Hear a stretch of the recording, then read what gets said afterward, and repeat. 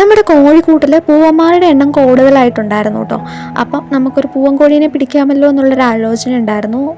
10 പെടക്കോഴിയൊക്കെ ഒരു പൂവൻ കോഴി എന്നുള്ളതാണ് കണക്ക്. നമ്മുടെ കൂട്ടിൽ വന്നിട്ട് 5 പെടക്കോഴികളും 5 പൂവൻ കോഴികളും ആയിരുന്നു ഉണ്ടായിരുന്നത്. അപ്പോൾ പെടക്കോഴികൾക്ക് അവിടെ ജീവിക്കാൻ ഭയങ്കര പ്രയാസമാണ്. അപ്പോൾ അതുകൊണ്ട് തന്നെ നമ്മൾ ഒത്തിരി വളരാനൊന്നും നിന്നില്ല. ഒരു 1.5-2 കിലോ ഒക്കെ ആയപ്പോഴത്തേക്ക് നമ്മളൊരു കോഴീനെ പിടിച്ചു. ഞാനും പപ്പയും കൂടി ആട്ടോ വൃത്തിയാക്കിക്കൊണ്ടിരിക്കുന്നത്. ഞങ്ങൾക്ക് ഇതിനെക്കുറിച്ച് വലിയ ധാരണയൊന്നും ഇല്ലാത്തതുകൊണ്ട് ഏകദേശം ഞങ്ങൾ അത് ഒപ്പിക്കുകയൊക്കെ ചെയ്തു. മമ്മിക്ക് പനിയായതുകൊണ്ട് തന്നെ മമ്മീനെ നമ്മൾ ആ ഭാഗത്തേക്കേ അടുപ്പിച്ചിട്ടുണ്ടായിരുന്നില്ല. ഞങ്ങൾക്കൊരു ഏകദേശം കണക്കൊക്കെ വെച്ച് നമ്മളത് സെറ്റാക്കി എടുത്തു. വെയിറ്റ് കുറഞ്ഞ കോഴി ആയതുകൊണ്ട് തന്നെ എല്ല് കുറേയധികം ഉണ്ടായിരുന്നു കേട്ടോ. അപ്പം നമുക്ക് ഇതിൻ്റെ അകത്ത് സൂക്ഷിച്ച് വേണം ഇതിൻ്റെ ഉള്ളിലെ കാര്യങ്ങളൊക്കെ ചെയ്യാൻ. ഹൃദയമൊക്കെ എടുക്കുന്ന സമയത്ത് പാൻക്രിയാസ് പൊട്ടിപ്പോകാതെ നോക്കണം. പാൻക്രിയാസ് എന്ന് വെച്ചാൽ കയ്പ, നമ്മളിപ്പോൾ ഇവിടെ പറയുന്ന കയ്പാന്നൊക്കെ കേട്ടോ പറയുന്നത്. അപ്പം അത് പൊട്ടിപ്പോയി കഴിഞ്ഞെങ്കിൽ ഇറച്ചിക്ക് കയ്പായിട്ടുണ്ടാവും. അപ്പം ഇതിൻ്റെ കാല് നമ്മൾ എടുക്കുന്നുണ്ട്. നമ്മുടെ നാടൻ കോഴി ആയതുകൊണ്ട് തന്നെ നമ്മൾ കാലെടുത്ത് കറിയൊക്കെ വെക്കാൻ വേണ്ടി അതിൻ്റെ ഒപ്പം തന്നെ നമ്മൾ കറിയുടെ കൂടി ഇടുകയൊക്കെ ചെയ്യും. അപ്പം വന്നിട്ട് ഏകദേശമൊക്കെ ഒന്ന് മുറിച്ചെടുത്ത് സെറ്റാക്കി എടുക്കുന്നുണ്ട്. മഴ വരുന്നതിന് മുമ്പ് തന്നെ നമ്മൾ അകത്തുനിന്ന് കയറിയിട്ടുണ്ടായിരുന്നു. മസാലയൊക്കെ ഇട്ട് ഒന്ന് സെറ്റാകാൻ വെച്ചിട്ടുണ്ട്. മുളക് പൊടി ഇട്ടു, മല്ലിപ്പൊടിയൊക്കെ ഇട്ടു, ഉപ്പൊഴിച്ചു കൊടുത്ത് ഒന്ന് സെറ്റാകാൻ വെച്ചിട്ടുണ്ടായിരുന്നു.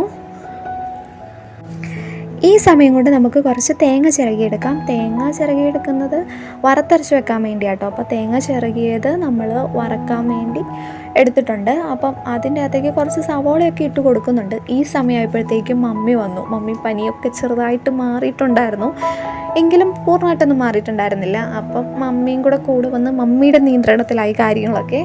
അപ്പം അന്നേരം പെട്ടെന്ന് കാര്യങ്ങൾ നടക്കുമല്ലോ. മമ്മിക്ക് വിശക്കാൻ തുടങ്ങിയിട്ടുണ്ടെന്ന് തോന്നുന്നു. അപ്പം അതിൻ്റെ അകത്തേക്ക് നമ്മൾ വറുത്ത് വെച്ചേക്കുന്നതിൻ്റെ അകത്തേക്ക് കുരുമുളക്, പെരിഞ്ചീരകം, അതുപോലെ തന്നെ കറുവപ്പട്ടയൊക്കെ ഇട്ട് കൊടുക്കുന്നുണ്ട്. അതൊക്കെ ഇട്ട് കൊടുത്തു. അതിനുശേഷം കുറച്ച് മല്ലിപ്പൊടി, മീറ്റ് മസാല, അങ്ങനെയുള്ള കുറച്ച് സംഭവങ്ങൾ ഇട്ട് കൊടുത്തു. ഇത് നമ്മുടെ കാലാണ്. കാല് വന്നിട്ട് ചുട്ടെടുക്കുന്നുണ്ട്. ചുട്ടെടുക്കുകയല്ല കേട്ടോ ശരിക്കും, അതിൻ്റെ പുറത്തെ തൊലിയില്ലേ, അത് പുറത്തെ തൊലി കളയാൻ വേണ്ടിയാട്ടോ അങ്ങനെ ചെയ്യുന്നത്. അത് കൊള്ളില്ല കേട്ടോ, അത് കളയണം. പിന്നെ നമ്മൾ സെറ്റാക്കി വെച്ചിട്ടുള്ളത് വെളുത്തുള്ളിയുണ്ട്, സവോളയുണ്ട്, അതുപോലെ തന്നെ ഇഞ്ചിയുണ്ട്. അതൊക്കെ എടുത്ത് ഒന്ന് വറുത്ത് കോരി എടുത്ത് മാറ്റി വെക്കണം. ഈ സമയമാകുമ്പോഴത്തേക്കും ഏകദേശം ചിക്കൻ വരണ്ട് വന്നിട്ടുണ്ട്. പിന്നെ നമ്മൾ ആദ്യം എടുത്തു വെച്ചിട്ടുണ്ടായിരുന്ന തേങ്ങയൊക്കെ അരച്ചെടുത്ത് മമ്മി കൊണ്ടുവന്നിട്ടുണ്ടായിരുന്നു. അപ്പം അത് ഈ ചിക്കനിലേക്ക് ഒഴിച്ചു കൊടുക്കുന്നുണ്ട്. നന്നായിട്ട് തിളയ്ക്കാൻ പാകത്തിന് തിള വരണം. അപ്പം ഈ ഇറച്ചിക്കുള്ളിലേക്ക് ഇതിൻ്റെ മസാലയും കാര്യങ്ങളൊക്കെ നല്ല രീതിയിൽ പിടിക്കണം. അപ്പോൾ ചെറിയ ഫ്ലെയിമിൽ വെച്ചിട്ട് വേണം നമ്മൾ ഇത് സെറ്റാക്കി എടുക്കാൻ വേണ്ടി. ആവശ്യത്തിന് ഉപ്പൊക്കെ ചേർത്തിട്ട് അവസാനം നമ്മൾ ടേസ്റ്റ് ചെയ്ത് നോക്കണം. അപ്പം ഇന്നത്തെ വീഡിയോ വന്നിട്ട് ഇത്രേ ഉള്ളൂ. ബായ്.